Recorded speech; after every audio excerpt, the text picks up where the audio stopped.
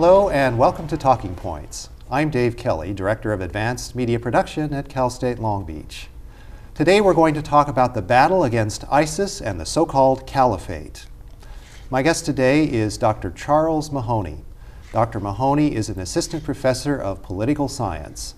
Welcome, Charles, and welcome back again. Thanks for having me back, Dave. Absolutely. You've been here a couple of times before. We've talked about terrorism and we've also talked about military contracting.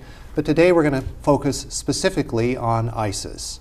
And this group, or this entity known as ISIS, came into public consciousness around 2014, but certainly they were in the formation stage for almost a decade prior to that.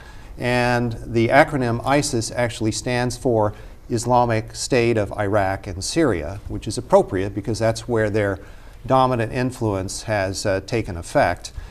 In 2014, it became clear that this was a force that needed to be reckoned with in the Middle East, and they reached sort of their high water mark in probably late 2014, early 2015, but they've had significant rollbacks from the Iraqi army and others who have engaged in the fight. Let's talk about how they actually came into existence. We know that there was the overthrow of Saddam Hussein in Iraq in 2003, and then there was the Syrian civil war in 2011. So how did let's start with Iraq, how did the overthrow of Saddam Hussein lead to the formation of the military wing of ISIS? Yeah, ISIS really finds its origins in the power vacuum that was created after the United States intervention in Iraq, and specifically to the disbanding of the Iraqi army by L. Paul Bremer when the Coalition Provisional Authority took power in Iraq.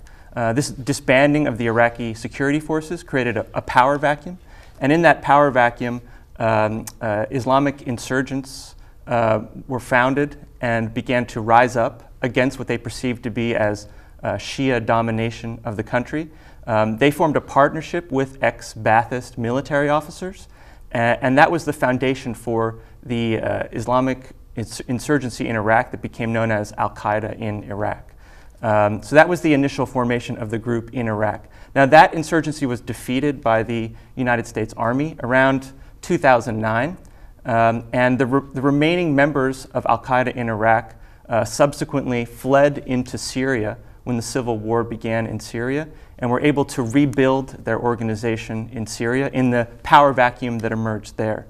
And so we see a theme emerging here, and that is that ISIS likes areas that are power vacuums, where there's civil war, where there's lack of government, where there's lack of security forces. And the combination of those power vacuums in Iraq and in Syria allowed the group to really form and rise and become a formidable foe. And as a formidable foe, they actually have two aspects that are of concern. One is the military wing, as you were describing, and their ability to marshal the forces of an actual military force. And then there is, of course, the extreme Islamic perspective, Al-Qaeda you mentioned earlier. How did the extreme philosophical aspect merge with the military wing? Right. Well, you basically had ex-disgruntled Ba'athist soldiers who were looking for an outlet, and they found the perfect marriage with jihadist extremists. It's sort of a marriage of convenience.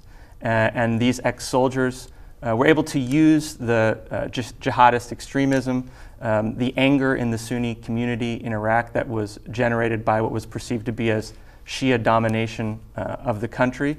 And you had this intermingling of these two forces, and it served them very well. They have both the capacity of a more traditional military force, the tactical awareness, the military knowledge, as well as the fervor and extremism of a jihadist group, which enables them to recruit and to have a certain level of organizational solidarity. And it would seem that the combining of the military force with the extremist wing or the terrorist wing separates ISIS from some of the other groups that we've seen in the past in the Middle East, such as Al-Qaeda by themselves are a hit-and-run kind of terrorist organization, whereas this group known as ISIS could actually take territory and hold on to it. Right. What happens when ISIS takes over a particular territory and starts to govern it? What happens to the unfortunate people that are under their reign of terror? Right. The Islamic State is all about controlling territory and governing territory according to its interpretation of Islamic law. So they are different from Al-Qaeda in that way. They really want to control and govern territory and be the governing force in that territory. Now, yes, the people who live in that territory are often victims of their brutality. They often rule by intimidation, terrorism, threat, and of course they publicize some of the acts that they commit, right, to try and intimidate people against rising up against them. But territory is very important to them, a caliphate, right? They want to form a larger caliphate that includes not only Sunni-held territory in Iraq and Syria, but also territory in North Africa as well. So they are all about eventually controlling a huge swath of territory and governing that territory according to their interpretation of Islamic law. That is, they don't want any separation between a secular government and religious institutions. For them, the religious institutions and their interpretation of them are the way that society should be governed. And from what I understand, the first caliphate was in the 7th century, and that's when Islam had a large sphere of influence in that part of the world, and they're trying to, in a way, recreate that sense of Islamic authority and control over that part of the world. And so going forward, let's take a look at some maps that we've put together here for this presentation. The first one shows Iraq and Syria in the region and how much influence the ISIS fighters actually controlled in their high water mark. Of course, that now has been rolled back significantly, but you can see all of those dark colored cities, those dots on the map, and also the dark regions where the Islamic State took control. It's been rolled back significantly. On the close-up map that we have, we see that a lot of that darker area, again, has been rolled back. Ramadi and Fallujah, south of Baghdad, have been returned to the Iraqi government. And now the battle seems to be pitched on Raqqa in Syria and Mosul in Iraq. So what about that? As those forces get rolled back, the ISIS forces gets rolled back, what happens to their recruiting effort? Mm-hmm. Well, you can see in 2014, ISIS was very successful. They almost had a blitzkrieg type of campaign through Iraq, overrunning much of the Sunni-controlled territory in Iraq and making their way very close to Baghdad at one point, which was quite a surprise. It happened so quickly that it took the American government and the international community by surprise. It was somewhat unexpected. Since that time, there's been a slow rollback of the territory that ISIS controls, with places like Tikrit and Fallujah being retaken by American forces. And now, obviously, the major fight at the moment is in Mosul. And eventually, the United States and other partners want to take ISIS's capital, the capital of their caliphate in Raqqa, which is in Syria. And it's very important that the international community, the United States, rolls back this territory that ISIS has controlled. Since ISIS is all about controlling territory, creating a caliphate, this is a major marketing message that they have. It's something that they stress again and again in videos and in communiques that they send out. If they don't have a caliphate, if they don't control physical territory, their message is diluted and damaged in quite a way.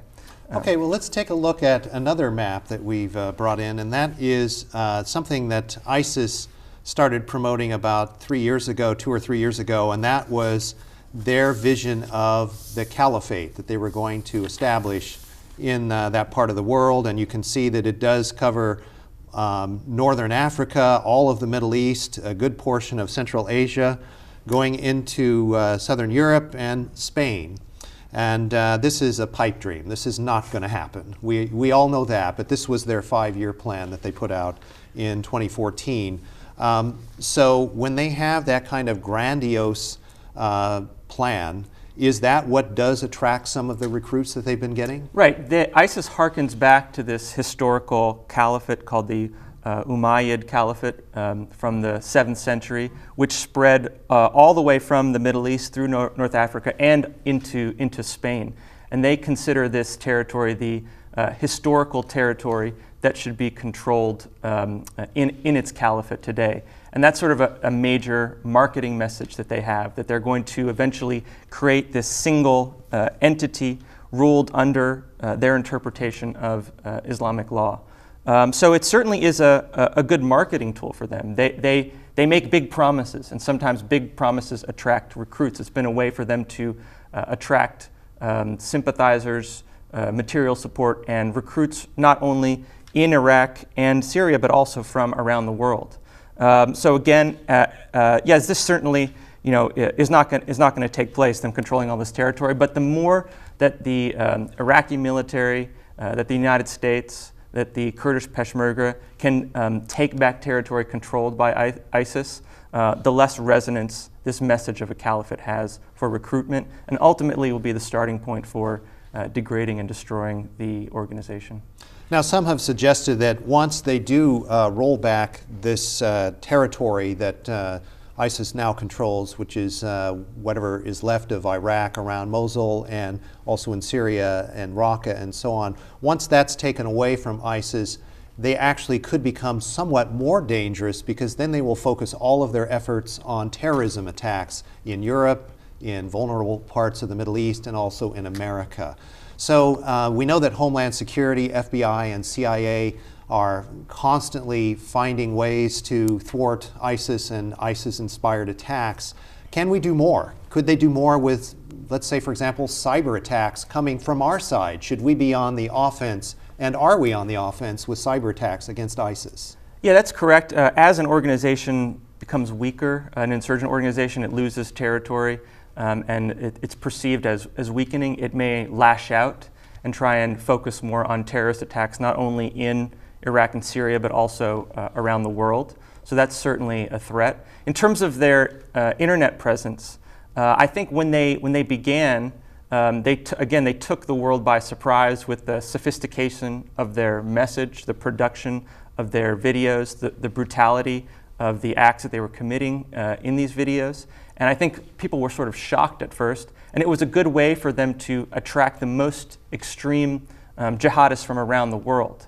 But I think there certainly are ways of stopping this type of marketing on the internet. Certainly sites like YouTube, Facebook, Twitter are now censoring any material that they see as perhaps coming from ISIS. When you get to more of the search engines, right, there are algorithms and ways that when people search for something like jihadi terrorism, they can be actually be sent links that would send them to more moderate type of Islamic websites that would encourage them not to join ISIS. And then even in sort of the darker realms of the internet, the United States certainly has ways of trying to foil websites and message boards that are set up, placing Confederates into these websites to try and deter people from joining the organization. So I think that the United States and the world are catching up to trying to stop ISIS on the internet. It's impossible to block all of their messaging, but there's a lot of ways to foil the sort of marketing that they have. And on that note, we need to go to a break, so stay with us. When we come back after the break, we'll talk more about the state of ISIS at this point. Stay tuned.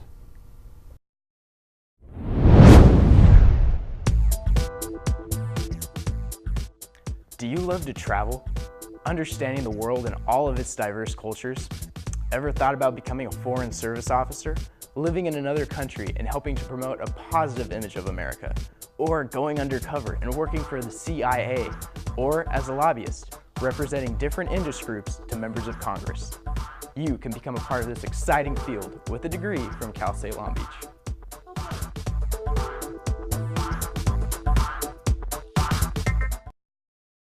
Welcome back to Talking Points. I'm Dave Kelly. My guest today is Dr. Charles Mahoney, and today we're talking about ISIS and the so-called Caliphate.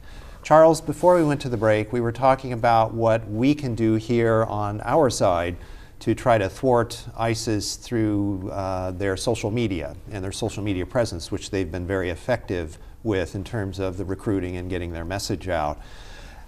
it is clear that once they are removed from Raqqa and Mosul, that they're still going to be around virtually, at least on the internet. And that's a problem, and has been a problem even here in the United States, with people being recruited.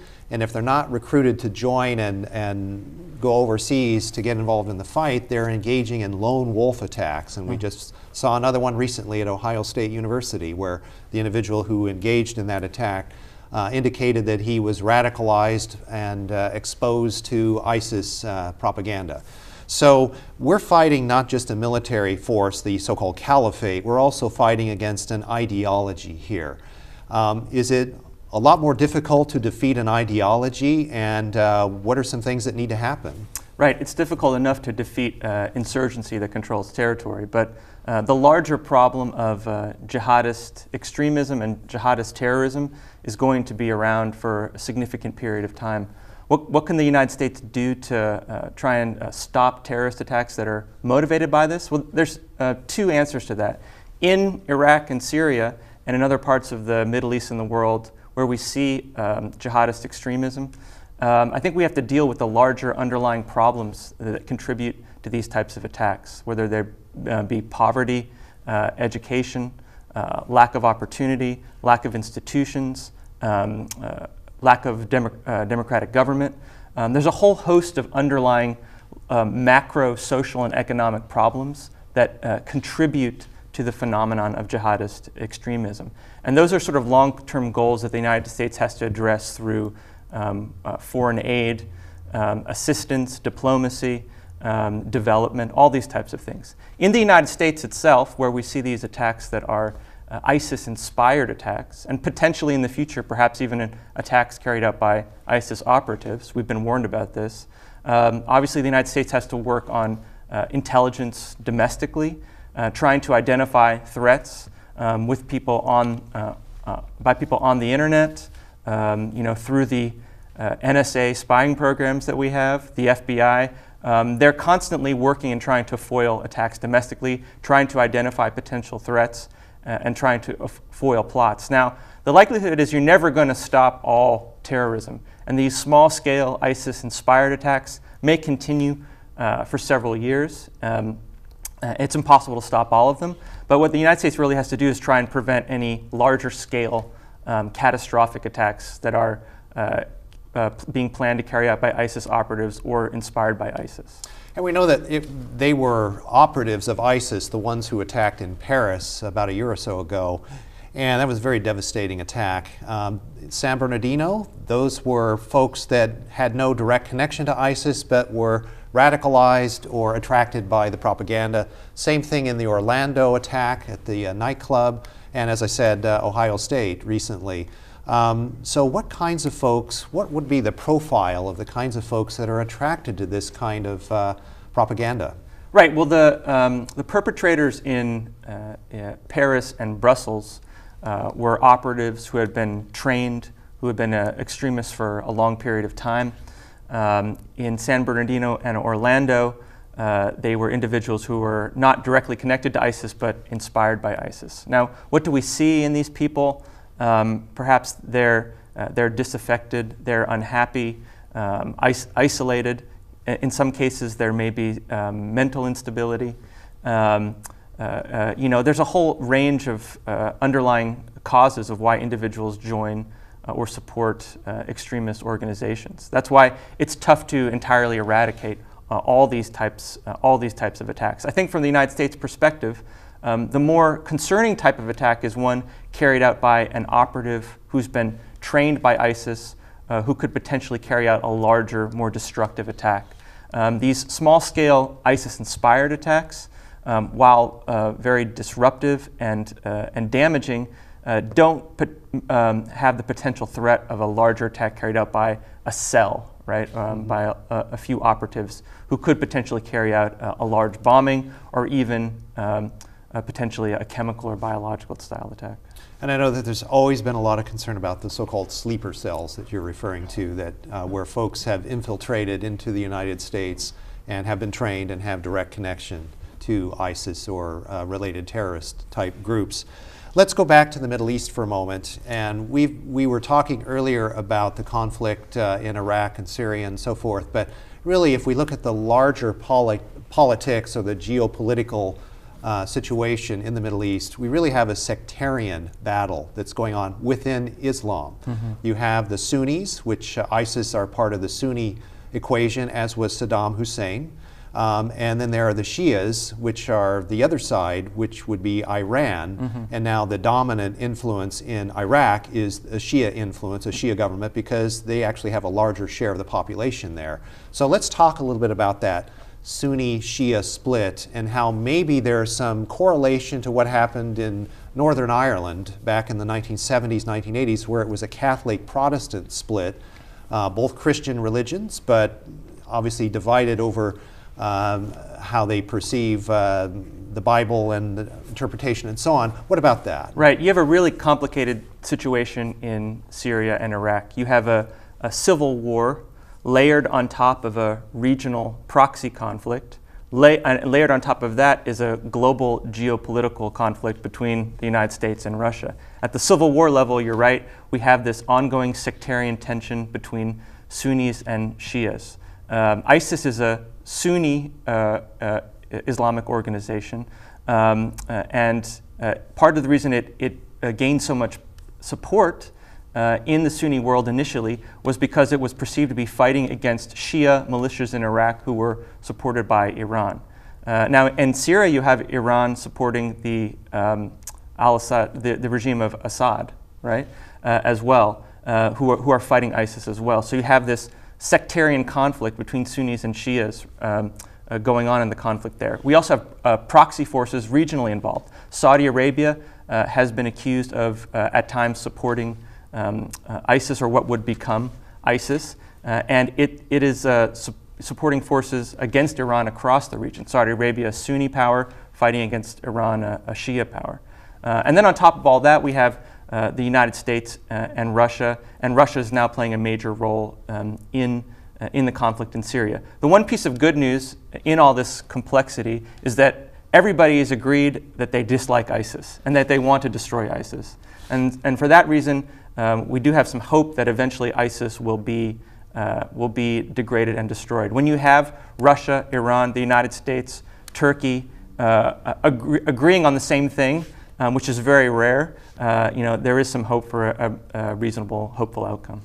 There is another piece to this puzzle which further complicates matters, and that is the role of the Kurdish fighters, because the Kurdish Peshmerga fighters are some of the most effective in the region, and they've done a really good job of fighting against ISIS in places like Syria and Iraq. And so that being the case, the Kurds should be getting everyone's support because they're fighting the common enemy of ISIS. But there are reasons why some of those countries, such as Turkey, don't want to fully support the Kurds. Why is that? Right. The Kurds have been doing a lot of fighting against ISIS. They've been bearing sort of the brunt of the burden in a lot of ways, fighting against ISIS in northern Iraq and as well in parts of Syria. However, the problem is, as the Kurds have military victories, they consolidate control over the sort of de facto state that they have in northern Iraq. The Kurdish people want to create their own Kurdish state. They're the largest ethnic group in the world without a state of their own. However, Turkey is very opposed to that. And Turkey is also a vital partner of the United States in the fight against ISIS and global terrorism in general. Unfortunately, Turkey has been fighting a counterinsurgency of its own against a group called the PKK, a Kurdish separatist group in Turkey for decades now. And so they're worried that as the Kurds in Iraq have military victories over ISIS, it's going to embolden the insurgency that they have in the eastern part of their country and give that insurgency strength and cause disruption within Turkey. So it's a very complicated situation. As the United States helps the Peshmerga, the Kurds in northern Iraq, Turkey gets angry. If they withdraw support, it becomes more difficult to defeat ISIS. So a very tricky diplomatic situation for the United States. So it's a delicate dance, as they say, in the Middle East. Let's talk about Russia. You mentioned Russia a few minutes ago. Russia has always had a strong ally in Syria, Assad's Syria, and of course Assad was, his father was in charge before he was, and so there's a long history there of Syrian alliance with Russia. So it's not a surprise that Putin would come in and try to save Syria for Assad. What are some concerns that we have here in the U.S. about what Russia's motivations might be in the Middle East? Right, that's a good question. It's perhaps a long-term game for Putin if he's able to consolidate control in Syria, which it looks like may happen at this point. It's certainly a regional victory for Russia, and perhaps a way for both Russia and Iran to consolidate control in the greater Middle East from the situation that was ultimately caused, the power vacuum that was caused by the United States invasion of Iraq in 2003. So with respect to the larger regional picture, it is sort of a disturbing situation. In the short term, though, we are potentially likely to see in this new Trump administration some cooperation between Russia and the United States in destroying ISIS, right? And that's something we haven't seen for a long time, right? Cooperation between Russia and the United States in any type of military endeavor. That's something that's very rare. So in the short term, we might see that cooperation in an effort to destroy ISIS. In the long term, Putin seems to have consolidated a lot of control in Syria, and that could be detrimental for the United States in the decades to come. And there was a cry earlier that Assad must go.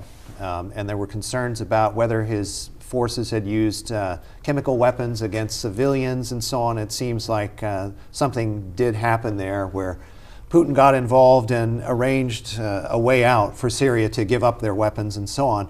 So in the context of what we're talking about, does it mean that Assad is going to stay ultimately? Well, there's some people who argue that to ultimately defeat ISIS in Syria, you have to do something about Assad, because a lot of the motivation, recruitment, support, sympathy for ISIS comes as a result of Assad's brutality against his own people, and ISIS is seen as a mechanism for fighting back against Assad. So ultimately, in the long term, there does have to be a political solution in Syria. What that's going to be is difficult to say. With Russia right now, and secondarily Iran as sort of the dominant players in Syria, and the United States only playing a peripheral role, you're not likely to see Assad completely deposed in the short term. It may be years or decades before some type of political solution is reached. So as long as Russia maintains its sort of dominance in the country, you're likely to see attacks against ISIS, but Assad is probably going to stick around, at least in a section of the country, for a significant period of time. And with that, we're going to have to bring the program to a close. Thanks again for being here, Charles. Thank you. And thank you for joining us for this edition of Talking Points. Join us again soon for the next episode. Until then, I'm Dave Kelly. Have a nice day.